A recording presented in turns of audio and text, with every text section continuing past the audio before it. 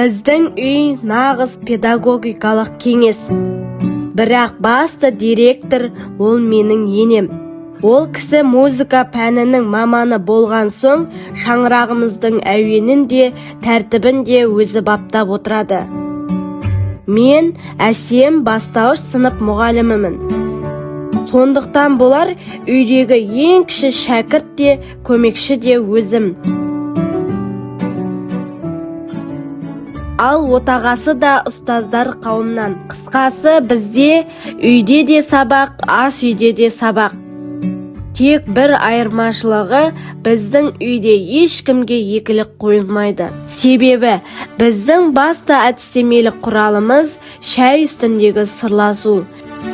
Енемнің әр айтқан сөзі өмірлік сабақ, әр ескертуі үлкен тәрбие. Ал шай үстіндегі сырласу біз үшін тек әңгіме емес, екі буынның түсіністік көпірі.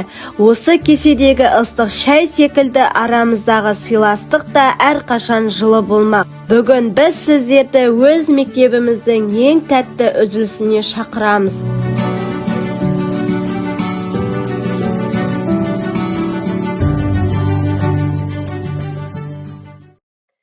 Ене, түнде Нұрсезгім аз ұйықтады, сәл шаршаңқырап отырмын.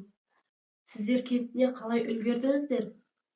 Ой, Әсем, біздің кезімізде памперс деген болған жоқ, кір жуатын машине болған жоқ. Біздің кезімізде тек бір ғана нәрсе болды. Ол шыдамдылықпенен үлкендердің сөзіне тоқтау. Шаршағаныңды түсінемін. Қазір заман басқа.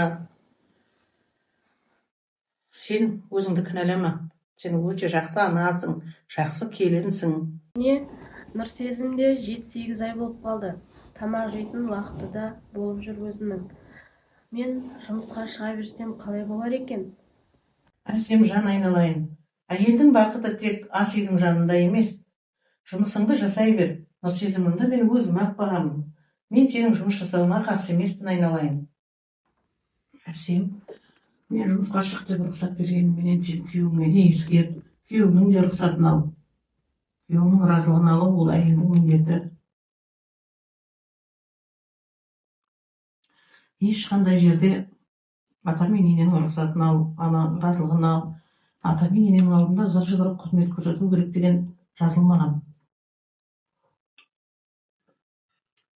Еріңнің разылығын ал, еріңнің жаңағы қызметінде бол деп жазылған.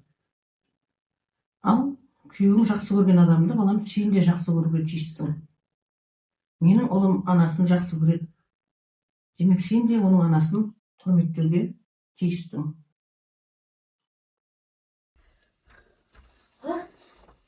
Неше, маған да шай беріңізші.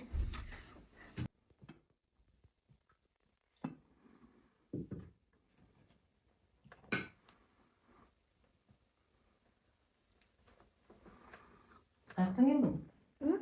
Қаяқтан келдің? Бағарам. Әжем, осы нағашым қашан келіншегі келеді? Ал, келін айналайын. Сенен сырласатын менің тағы бір шаруам бар. Көңілді жақсы жаңалығым бар. Биыл Алла қаласа күзге қарай Мейірбекте үйленем ба деп тақымын қысып отыр. Құдай қаласа жазы мен тойға дайындаламыз. Ене, ол тойды Нұрлыбек екеуміз де күтіп жүрміз.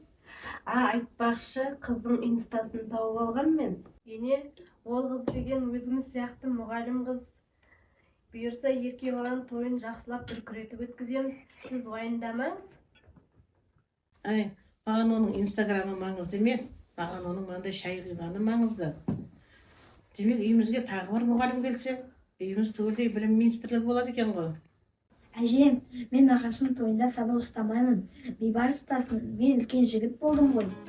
Сен үлкен жігіт болып кеттің ба? Иә, сенің айтқаның болсын. Иә, мұғалім болсақ та біздің ең басты сабағымыз отбасы сабағы. Біздің отбасы сабағымызда ешқашан қоңырау соғылмасын.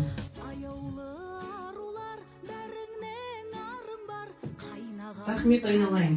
Шайың дәмді екен. Біздің үйде ешқашан қоңырау соғылмайды. Өйткені біз үйде махаббат сабағы мәңгілік. Болуға ақылды болыңдар.